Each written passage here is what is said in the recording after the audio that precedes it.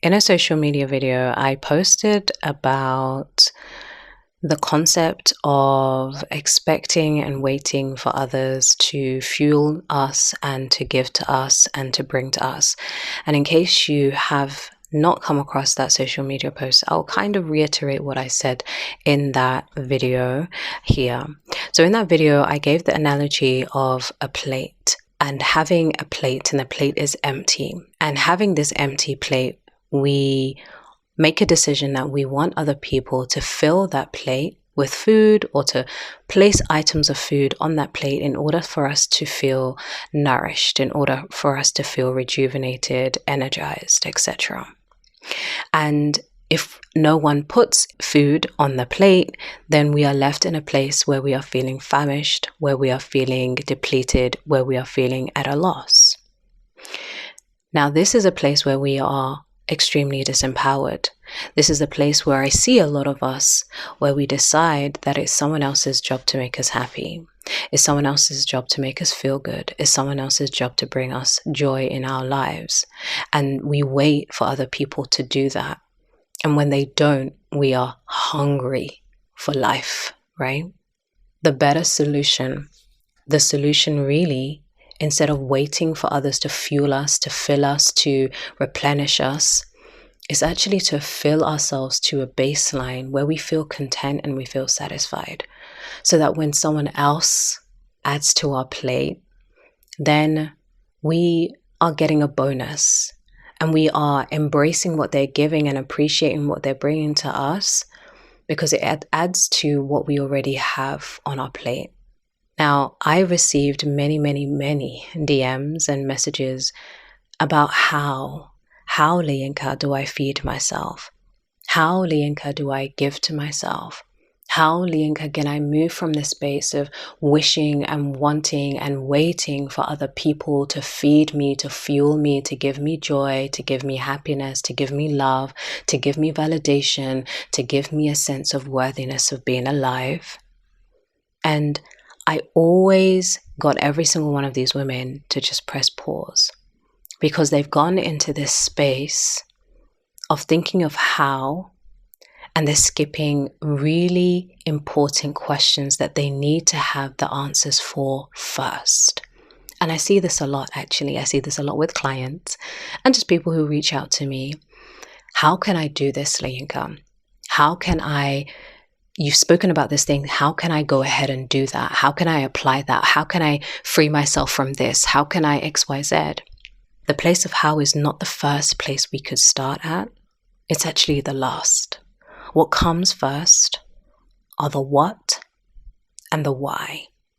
The what is the result. What exactly do you want? Number one, what exactly do you want for yourself? And what would that look like for you? What would that mean for you? In this example, giving to yourself, being there for yourself, right? Really and truly, what does that mean for you to give to yourself and to be there for yourself and to be connected to yourself? What does that look like for you? Because if you don't know what it looks like, then how to get there makes no difference. It's like traveling on a journey and not knowing the destination that you're trying to get to. Like you could be there already and you don't know because you haven't decided what the markers are, right? You don't know what it looks like to be in that state or to be in that place. So I always get people to start with the what, essentially the result. What is it that you want? What would that look like? What would that mean for you? And then the second thing is the why. Why is that important for you? Why is it important for you to give to yourself? Why is it important for you to be connected with yourself? Why is that important? That right there is the purpose. Now, the purpose and the result together are the fuel in your engine of transformation. They are the fuel in the engine of your transformation. Once you have those two set, the how starts to reveal itself and starts to become clearer for you. The journey towards that, the journey towards what you want and why you want it, is clearer and actually easier because you've got those foundations set. And I know that the idea of quote unquote feeding yourself can be a struggle. And I know that it is a struggle for many of us. That struggle of being there for ourselves, that struggle of showing up for ourselves, that struggle of not waiting for other people to feed us and to replenish us and to love us and to show us affection and validation for us to feel good. Yeah, that can be hard to not want, you know. It can be really hard to move from that place of expecting that, needing that, wanting that, to be in a place where you can fuel yourself to a place of satiation and contentment. And I know this, it's a common struggle. And ultimately, it really does come down to the relationship you have with yourself. So that struggle to feed yourself, that struggle to give to yourself, that struggle to be there for yourself often comes from actually a disconnection from yourself.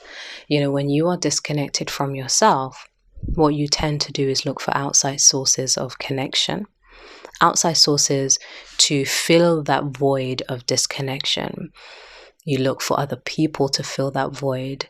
Maybe you become really needy or clingy, and very reliant on other people to fill that void.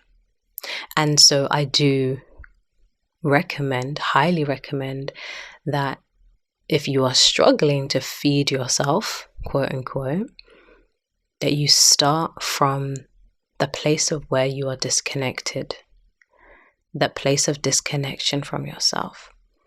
Because when you are disconnected from yourself, it's harder to be there for yourself in the way that you really need.